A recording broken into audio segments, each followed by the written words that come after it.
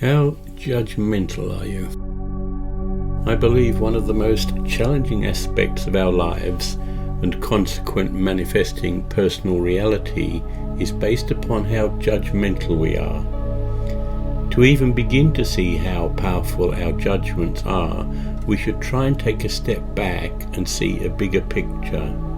Just what is it that creates our personal reality?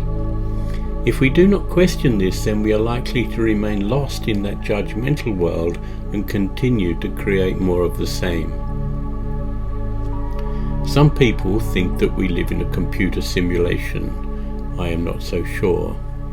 I suspect that this language, this description is quite recent, as we depend more upon computers to run many aspects of our world, then it is only natural to use the words computer simulation to describe how our world is made and continues to be made. When I began looking for a deeper understanding of the nature of the world we live in, computers were not so well known. Instead, the concept of the hologram was put forward as a means of describing the world. This was refined into the holoverse, as a hologram is static, whereas a holoverse is a continual unfolding and ever-changing manifestation. I have gone deeply into this concept in my latest book, In Search of the Deathless State, still in production. For this short article, please try to imagine that we exist, apparently as separate beings, in a sea of consciousness, the holoverse. When a thought or a feeling is expressed, it appears to be a discharge of energy, represented by a pebble thrown into this sea. Imagine a still pond into which you throw a pebble. The pebble causes ripples to spread out in ever-expanding concentric circles. You are not the only person throwing pebbles into the pond, and all these other pebbles, creating their own series of expanding ripples, interacts with your pebble, causing an interfering wave pattern. According to the concept of the holoverse, it is these interfering wave patterns that create the world we, you, live in. A great book that explains this is The Holographic Universe by Michael Talbot, well worth reading if you can find a copy.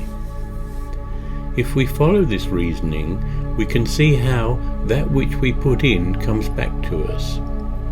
Seemingly, this just confirms our beliefs. This pond and the feedback we get is not judgmental. This is important to understand. It is simple.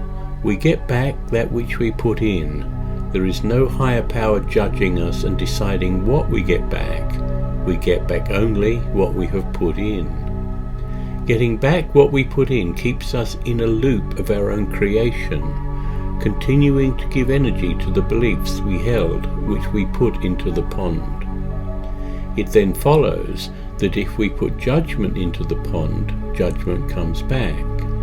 If we take sides in any disagreement, that which we put in actually supports the feedback, thus creating ongoing conflict.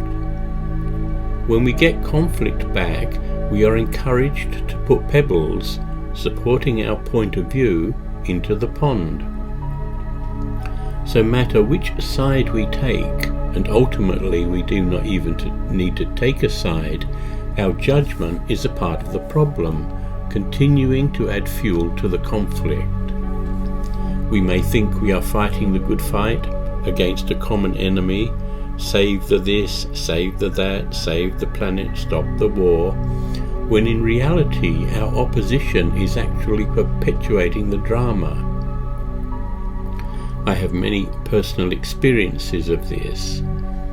Anxiety, a major issue on the planet today, maybe it has always been here, I don't remember. Whilst I identify with anxiety, while my body experienced the feelings of anxiety, I would be throwing pebbles into the pond, pebbles of anxiety. I was judging anxiety as something uncomfortable and therefore not good.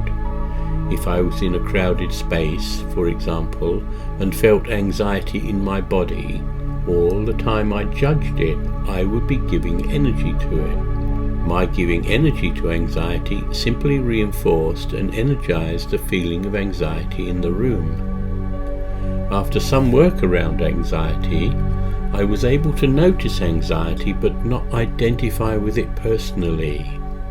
This meant that my body no longer went into the feeling of anxiety, no longer energizing it.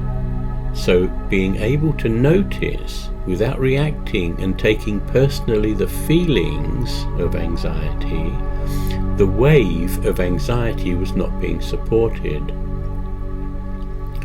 With time and practice, that anxiety wave, meeting no resistance or support in me, collapsed. If we are able to collapse anxiety, then we become a part of the global solution to anxiety, no longer being a part of the problem.